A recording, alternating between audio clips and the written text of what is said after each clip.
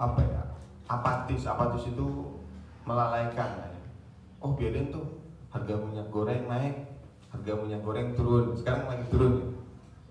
Nah itu harus dipikirin. Oh BBM naik, biarin aja, masih bisa kok bayar bensin. Harga gas naik, biarin, saya masih bisa bayar gas. Nah disitulah kemudian kita harus punya kepekaan. Wah nggak boleh dalam Islam, ini namanya zolim. Nah kayak gitu gambarannya. Insya Allah itu termasuk orang yang dijamin tidak akan masuk dalam alam kubur. Nah yang kelima, para penghafal Al-Quran dan beramal dengan Al-Qurannya. Ini buat adik-adik semua. Adik-adik semua insya Allah mudah-mudahan dilindungi ya di dalam alam kubur. Jadi menghafal Al-Quran termasuk yang tadi dijelaskan oleh Pak Haji, 17 tahun yang lalu meninggal. Namanya Pak Rusdi ya. Ustadz Rusdi namanya. Bukan tokoh besar, hanya guru ngaji di kampung. Yang kampung itu nggak disorot sama Instagram, Facebook, enggak. Tapi ternyata jasadnya Allah lindungi, Allah jaga. Ya. Berarti meninggalnya tahun 2004, sekarang 2022, 17 tahun. Nah, berjuang terus untuk menghafal Al-Quran, berkontribusi untuk memperhatikan kesejahteraan para penghafal Al-Quran, peduli dengan santri-santri. Itu termasuk dari orang yang dijaga oleh Allah Subhanahu Wa Taala di alam kuburnya. Itu yang keenam. Yang kelima, yang keenam, imam atau pemimpin yang adil. Nah, dijaga sama Allah. Jadi bukan hanya rakyat saja, tapi pemimpin yang adil dan senantiasa menegakkan syariat Allah, maka Allah akan lindungi dia di dalam kuburnya. Ya, di dalam alam kuburnya. Lalu yang ketujuh itu adalah seorang muazin yang tidak meminta imbalan sepeser pun, ya, karena azannya. Mengeluarkan suara itu kan berat. Kalau seorang muazin itu kan harus profesional ya, nggak boleh telat datang ke masjid untuk azan. Bayangin kalau telat ya, nggak ada yang sholat. Nah maka profesi muazin ini adalah profesi yang mulia di hadapan Allah. Termasuk tadi yang Pak Haji bilang, Bilal bin Rabah itu seorang muazin di antara muazin Rasulullah SAW. Itu yang ketujuh. Yang kedelapan, wanita yang meninggal sewaktu melahirkan anak serta senantiasa taat pada perintah Allah. Ini adalah orang yang dijaga oleh Allah di alam kubur. Lalu yang kesembilan, orang yang mati dibunuh atau dianiaya karena mempertahankan kehormatan diri dan agama.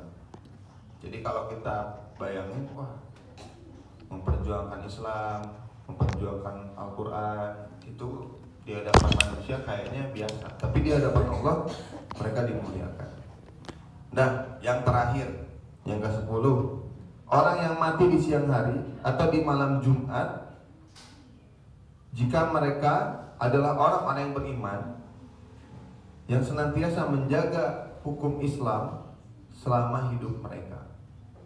Ini 10 orang yang dijamin oleh Allah Subhanahu Wa Taala terhindar dari azab kubur, terhindar dari siksa kubur. Jenazahnya bahkan dimuliakan. Nanti Bapak Ibu semua, ketika kita meninggal itu seperti kita tuh tidur, ya. Ketika kita tidur, nah nanti bangun, hanya dibangunkan saja kayak orang lagi tidur. Jadi kita nggak perlu khawatir lagi kalau diselamatkan oleh Allah di alam kubur. Dan yang selanjutnya adalah tolak ukur kita bisa masuk surga. Kan harapannya itu masuk surga ya. Itu gimana tolak ukurnya? Tolak ukurnya ternyata sederhana di alam kubur itu. Karena Sayyidina Utsman bin Affan itu pernah digambarkan oleh Rasulullah.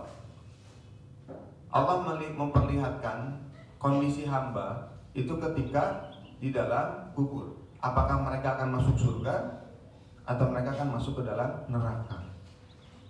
Kita berpikir bahwa kita akan masuk surga langsung. Kalau masuk surga insya Allah masuk. Tapi yang langsung ini yang masih tanda tanya. Ya, Masih tanda tanya. Dan kita berharap nggak mau transit, karena nanti di akhirat itu nggak ada lagi tujuan yang lain kecuali dua tempat. Surga yang paling tinggi namanya Firdaus, ya, dan neraka yang paling hina namanya Jahannam. Itu udah beda, situasinya udah beda. Di surga ada apa ya Ustaz? Banyak, ya. Bahkan dalam hadis Rasulullah pernah menyampaikan, apakah mungkin hidup seorang di dunia dengan di surga itu sama? Kata Rasulullah sama. Kayak gini, hanya di sana serba instan dan cepat. Misalkan mau lahiran, mau melahirkan, kata Rasulullah waktunya cuma 1 jam. Di dunia berapa lama? 9 bulan. Belum menyapinya 2 tahun, berarti 2 tahun 9 bulan. Belum mengasuhnya. Kata Rasulullah cuma 1. Kalian kalau nanti ingin memiliki keturunan nanti di dalam surga, itu hanya dalam waktu 1 jam. Saking serba instan di sana. Mau makan apa aja ada, mau minum apa aja ada. Tapi sayangnya kenikmatan-kenikmatan surga itu dikelilingi oleh hal-hal yang nggak kita sukai. Iya kan? Sedekah, ya, datang ke majelis ilmu, itu nggak disukai. Kenapa? Kata Imam Ibnu Qayyim al-Jauziyah, orang yang ingin mendapatkan surga itu terhalang oleh hawa nafsu. Hawa nafsunya nggak ingin hal-hal seperti tadi. Inginnya itu yang memuaskan, ya. Ke mall, ke masjid, pasti milihnya mall, ya. Milih masjid atau pasar, pasti pasar, ya. Karena segalanya ada, ditampakkan berupa yang fisik, realitas. Di masjid kan nggak ada, ya. Sepatu baru nggak ada di masjid, baju baru nggak ada di masjid. Tapi di pasar ada semua, sampai goreng alat masak semuanya lengkap di pasar. Di masjid nggak ada. Kenapa? Nggak terlihat. Padahal sholat itu pahalanya masya Allah, ya. Masjid itu kalau bisa meninggalnya di masjid, gitu ya. Itu insya Allah husnul khatimah. Gitu ya. Nah, jadi gambarannya pertama saya ingin kasih gambaran. Kita ini ingin selamat dalam alam kubur sampai ke surganya Allah, itu hanya dengan satu hal, yaitu dengan keimanan. Satu, punya amal sebanyak apapun nggak akan diterima kalau nggak ada iman. Bill Gates itu punya miliaran dolar, ya, disedekahkan, tapi nggak satu, ya, dolar pun Allah terima. Tapi kalau santri An-Nasr 1.000 rupiah, wah, dicatat oleh Allah. Ya. Jadi keimanan yang mengantarkan kita kepada keselamatan. Yang kedua adalah ketaatan kita kepada syariat Allah. Kalau tadi digambarkan kenapa bisa membusuk tubuh manusia dan seterusnya, itu karena hal-hal yang dilakukan oleh manusia selama hidupnya. Memakan makanan yang haram, ya, sampai perutnya seperti itu, lambungnya seperti itu rusak. Itu karena apa? Memakan sesuatu yang tidak halal. Jadi yang kedua, ketaatan kepada Allah. Kalau kita ingin selamat dari alam kubur, dari meninggal, masuk ke alam kubur, ditidurkan sampai dibangkitkan pada mahsyar, ya, sampai kita dimasukkan dalam surganya Allah, cuman ketaatan. Ketaatan itu apa ya? Amal-amal soleh yang kita lakukan. Apakah cukup itu Ustaz? Kata Rasulullah, tidak. Tidak akan selamat seseorang itu hanya karena amalnya. Terus ditanya sama Sayyidah Aisyah, termasuk engkau ya Rasulullah? Ya, termasuk aku. Yang bisa menyelamatkan aku itu hanyalah Allah. Tadi betul kata Pak Haji, ya, rahmat Allah. Kita itu masuk surga itu bukan karena amal soleh kita, tapi karena kasih sayang Allah Subhanahu wa ta'ala. Nah, tapi kata tapinya, kasih sayang Allah itu hanya bisa diraih dengan amalan soleh. Gitu. Paham ya? Berarti Ustaz kita nggak usah beramal soleh, salah. Berarti kita harus beriman dan beramal soleh. Insya Allah dengan istiqomah itu, meskipun hanya sedikit, Allah akan bukakan kepada kita surga yang luas, ya, seluas langit dan bumi. Amin. Kalau dibicara kenikmatan surga nggak ada habisnya, soalnya mau minta apa aja ada. Jadi bingung kan? Saya aja bingung. Saya bingung mau minta apa ya nanti dalam surga, bingung karena banyak banget permintaan, ya, dan semuanya bisa terwujud. Tapi masalahnya itu kita nggak bisa bicara langsung kecuali ada jaminan dari Allah. Nah, salah satu jaminannya DP-nya ini adalah mudah-mudahan jenazah kita tidak hancur di alam kubur. Itu ya. Siap? Takbir. Allahu Akbar. Ya. Waalaikumsalam. Kita kan manusia, layaknya manusia yang hidup di dunia saat ini. Kemudian banyak sekali yang mungkin tidak taat saja. Taat itu memang kadang-kadang ada yang tidak tahu apa yang harus itu taat. Kadang manusia itu kan nanti banyak adalah tidak taatnya juga. Itu terus bagaimana Ustaz? Untuk menjadikan taat terus itu gimana Ustaz? Ya, pertanyaannya bagus sekali. Ya.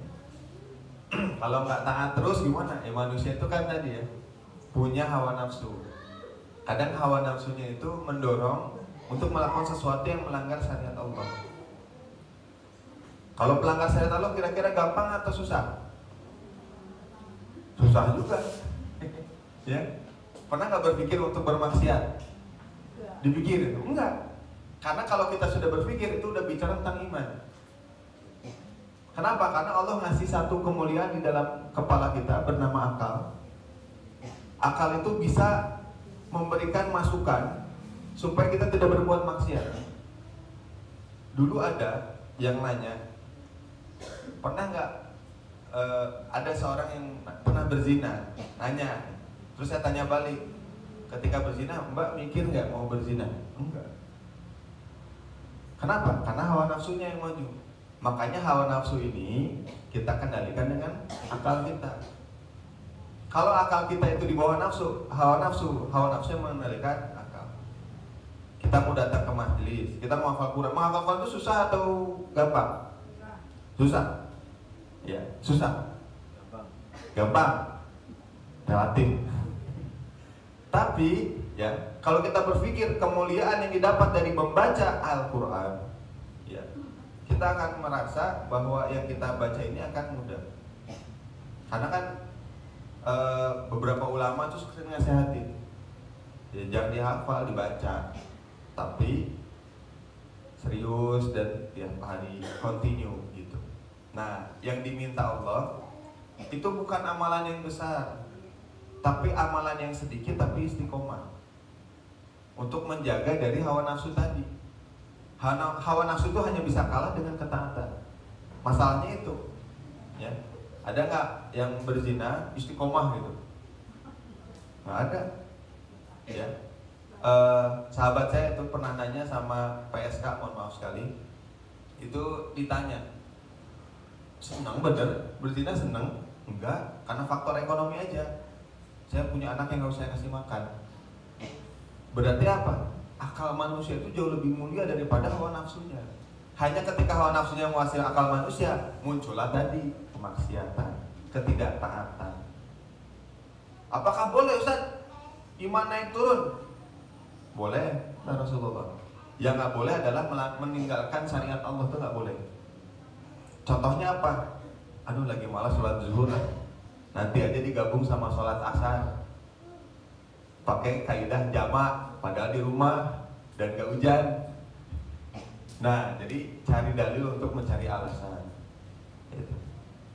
Jadi ketaatan kita ini kita minta sama Allah agar diberikan keistiqomahan. Itu ada dalam surat Fusilat, ya. Surat Fusilat. Tsumastaqomu.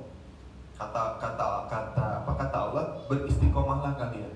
Karena kalian itu masuk surga bukan karena amal yang banyak, tapi karena amal yang istiqomah. Sholat malam susah atau berat? Berat. Bagi yang nggak biasa. Bagi yang biasa mudah. Sama kayak baca Quran dan hafal Quran tadi. Bagi yang nggak biasa berat. Bagi yang biasa mudah. Hanya ada santri. Susah atau gampang? Susah. Itu memang malas ya. Tapi insya Allah itu kita minta sama Allah supaya hati kita, akal kita dijaga, ya, dari hal-hal yang bermaksiat. Karena kalau udah maksiat ya, ini apa, mafsadatnya banyak. Mafsadat itu apa? Kerusakannya banyak. Apalagi bagi para penghafal Al-Quran, maksiat sedikit aja itu bisa hilang hafalannya, bisa hilang hafalannya. Nah ini yang kemudian kita minta sama Allah agar diberikan keistiqomahan supaya kita berada dalam ketaatan dan kita berlindung dari godaan setan yang terkutuk yang terus menerus membisikkan hawa nafsu kepada kita, termasuk ketika sakaratul maut. Kemarin saya ditelepon sama siapa? ACT Semarang. Ustadz bisa datang nggak? Kemana? Ke ini rumah sakit apa namanya? Wongso Negoro. Wongso Nogoro. Ketilang. Masih Ketilang. Ada apa? Ini ada yang sakaratul maut. Udah berapa hari? Udah berhari-hari. Minta ditalkin. Kemarin tuh saya mau pergi ke Solo. Jadi nggak bisa. Ya. Nah, satu saya bilang Ustadz Agus aja yang minggu lalu ngisi suruh ke sana. Sampai sakaratul maut tuh saya tuh bilang jangan ngucapin talqin, syahadatain jangan. Supaya kita itu meninggal dalam keadaan fasik. Padahal ketika diminta kalau meninggal itu kita kan mengucapkan kalimat syahadat ya. Kuncinya di situ untuk menguatkan kita agar kita tuh disayang oleh Allah dan para penduduk langit. Gimana supaya gampang mengucapkan talqin coba? Gimana? Nah, Imam Al-Ghazali bilang kebiasaan matimu sebagaimana kebiasaan hidupmu. Imam Al-Ghazali itu sampai masuk toilet itu ya, mulutnya disumpel sama kapas. Kenapa? Karena zikir terus. Astagfirullah. Kan nggak boleh ngomong itu dalam kamar mandi ya. Disumpel sama itu. Ustadz Adi Hidayat, waktu saya di Jakarta mau ngisi, beliau di samping. Ketika dia tuh nggak ngomong apa tapi zikir terus, mulutnya gerak terus. Nah kalau nanti mau meninggal dalam keadaan bisa mengucapkan kalimat-kalimat yang baik, ya, termasuk syahadatain, maka biasakan itu ketika selama hidup. Ada yang meninggal lagi nyanyi rock atau dangdut, ada. Ketika dibaca talqin malah dangdutan. Bener, goyang dompet gitu. Jadi diminta syahadat sama ustaznya malah ikutan gitu terus goyang dompet gitu. Ada itu, alhamdulillah. Dan itu karena selama hidupnya ya ternyata ketahuan sering goyang daripada zikir. Itu istighfar paling gampang tuh istighfar astagfirullah. Itu sampai 1000 kali Imam Al-Ghazali sehari. Jadi selamatnya kalau di sini kan bisa zikir, dan zikir itu manfaatnya masya Allah bukan hanya nanti ketika dia hidup, tapi selama hidup kita dijaga sama Allah. Apalagi dibacakan ayat-ayat Allah, surat Al-Fatihah, surat Al-Baqarah dan surat Ali Imran. Itu nggak ada yang berani mengganggu, mau makhluk halus, makhluk kasar, ya, makhluk keras, segala makhluk nggak akan berani ganggu. Itu benar. Yang dijanjikan Allah itu betul ada. Nah makanya kita minta sama Allah supaya Allah yang jaga. Jangan minta sama yang lain. Ya, minta sama Allah. Sebagaimana yang dijelaskan oleh Abdullah bin Abbas, ya, ihfadillah yahfadka. Mintalah pertolongan kepada Allah, maka Allah yang akan menolong kalian. Itu. Jagalah Allah, maka Allah yang akan menjaga kalian. Kalau Allah yang udah jaga, kira-kira selamat nggak? Selamat, ya. Kalau cuman mohon maaf polisi, misalnya TNI atau Satpol PP yang jaga, ya nggak belum tentu bisa selamat. Tapi kalau yang jaga Allah, insya Allah selamat di dunia dan di akhirat. Ya, itu aja titik pesan. Minta diamalkan 10 amalan tadi, ya, agar kita selamat di dalam alam kubur. Kita meninggal dalam keadaan jasad kita utuh lah, nggak diganggu sama cacing, sama apalagi yang di dalam tanah. Kelabang, ya, kepiting bukan ya apa? Yang pencap itu kalajengking, ya. Nah, kita minta sama Allah supaya dilindungi jasad kita, sebagaimana Allah melindungi jasad para orang-orang solih. Nah, insya Allah mudah-mudahan Jumat Munajat ini, ya, bagi yang sudah meninggalkan kita, mereka diberikan perlindungan langsung oleh Allah karena amal mereka selama ikut Jumat munajat. Kan ada beberapa yang sudah meninggalkan kita ya. Ya, semoga Allah Subhanahu wa taala menjaga mereka ya, dan melindungi mereka di alam kuburnya. Termasuk kita. Jadi jangan ditinggalin majelis ini. Nanti yang doain terus mengalir pahala buat mereka yang sudah tiada. Amin. Amin ya rabbal alamin. Tidak banyak yang bisa saya sampaikan. Mudah-mudahan manfaat dan kita bisa amalkan apa yang disampaikan di sore pagi hari ini, bahwa mudah-mudahan jenazah kita tidak hancur, kita masuk surga tanpa hisab, kita kemudian dimasukkan ke dalam surga tertinggi, yakni Jannatul Firdaus. Yang sebagaimana yang Allah sampaikan, mintalah kepada Allah, kata Rasulullah, surga tertinggi, yaitu surga Firdaus. Amin. Amin ya rabbal alamin. Allahumma sholli ala sayyidina Muhammad wa ala ali sayyidina Muhammad. Ya, saya kembalikan lagi ke Assalamualaikum warahmatullahi wabarakatuh. Waalaikumsalam warahmatullahi wabarakatuh. Baik, kita tutup dengan doa. Kita tundukkan hati dan pikiran sejenak ya. Kita minta kepada Allah supaya Allah memberikan kepada kita keikhlasan, kelapangan hati. Kita awali dengan istighfar. Astagfirullahaladzim, astagfirullahaladzim, astagfirullahaladzim, astagfirullahaladzim, astagfirullahaladzim, astagfirullahaladzim. Ya Allah ya Rahman ya Rahim ya Aziz ya Jabbar ya Mutakabbir. Pagi hari ini di Jumat Munajat ini ya Rabb, kami memohon kepadamu agar Engkau mengampuni dosa-dosa kami ya Rabb. Engkau mengampuni segala anggota tubuh kami yang telah bermaksiat kepadamu, mata kami yang sering melihat yang haram, lisan kami yang senantiasa berbicara yang haram, telinga kami sering mendengarkan perkataan, pembicaraan suatu yang tidak halal bagi kami. Ya Allah ya Rahman ya Rahim, hati kami yang senantiasa berprasangka buruk kepadamu, kepada makhlukmu. Ya Rabbana, ampuni ya Rabb hati kami, ampuni tangan kami yang melakukan tindakan-tindakan yang melanggar syariatmu. Ya Rabbana, ampuni kaki kami ketika kaki kami melangkah kepada tempat-tempat yang Engkau tidak ridhoi. Ya Allah ya Rahman ya Rahim, berikan kepada kami hidayah, berikanlah kepada kami tambahan ilmu, berikan kepada kami cahaya iman, agar kami tahu yang mana yang itu hak dan kami bisa mengikutinya. Dan berikan kepada kami pengetahuan agar tahu yang batil itu batil, agar kami bisa meninggalkannya. Ya Rabbana, hidup kami singkat, sedangkan kewajiban kami banyak. Berikanlah kepada kami keistiqomahan untuk melaksanakannya. Ya Rabbana, berikanlah kepada kami pasangan yang solih-solihah, pasangan yang membuat hati kami semakin dekat dengan surga. Berikan kepada kami keturunan yang solih dan solihah, keturunan kami yang menghafal Al-Quran, menjaga hadis-hadismu, menjaga syariatmu, dan senantiasa menegakkan agamamu.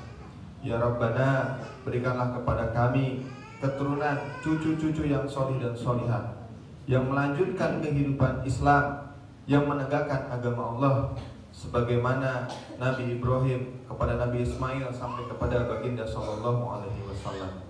Ya Rabbana, di sisa akhir hidup kami, izinkan kami untuk senantiasa mengikuti petunjuk dari Rasulullah Sallallahu Alaihi Wasallam, menegakkan apa yang dilakukan oleh Rasulullah Sallallahu Alaihi Wasallam, menjalankan apa yang dilakukan oleh Rasulullah Sallallahu Alaihi Wasallam.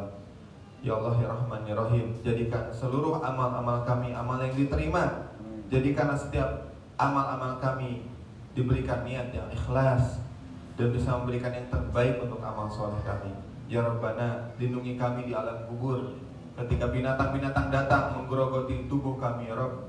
Lindungi kami ya Rabb, jaga kami dengan amal-amal yang telah kami lakukan karena ikhlas mengharapkan ridho dan wajah-Mu. Ya Rabbana, bangkitkan kami dalam keadaan tidak merasakan sakit. Mudahkan kami nanti ketika sakaratul maut.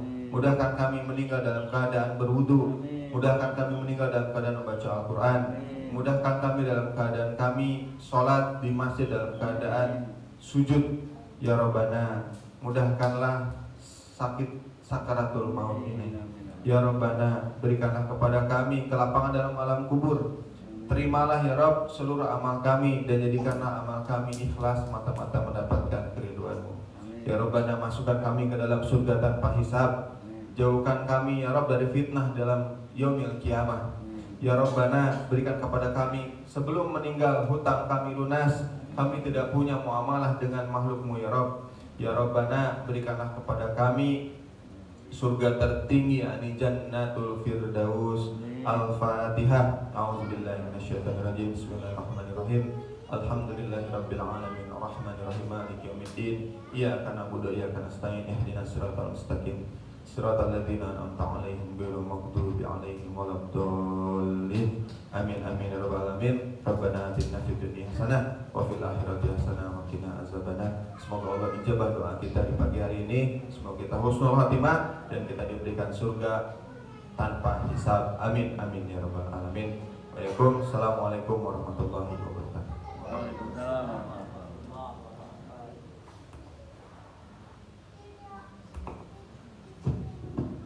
Sebenarnya acara Jumat Munajat pagi hari ini mari kita tutup dengan surat Al-Asr dan doa kafaratul majlis. Bismillahirrahmanirrahim. Wal asri innal insana lafi khusr illa